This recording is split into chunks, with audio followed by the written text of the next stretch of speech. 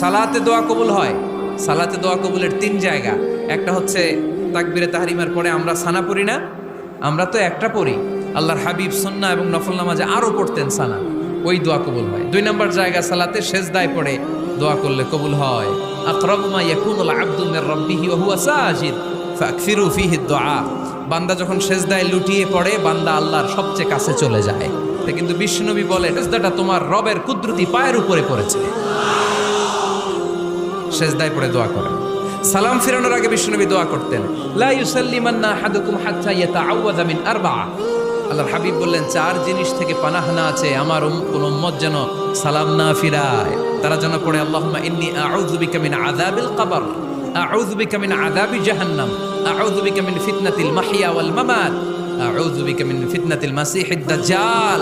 আল্লাহ কবরের আযাব থেকে বাঁচাও, আল্লাহ জাহান্নামের আগুন থেকে বাঁচাও, আল্লাহ জীবন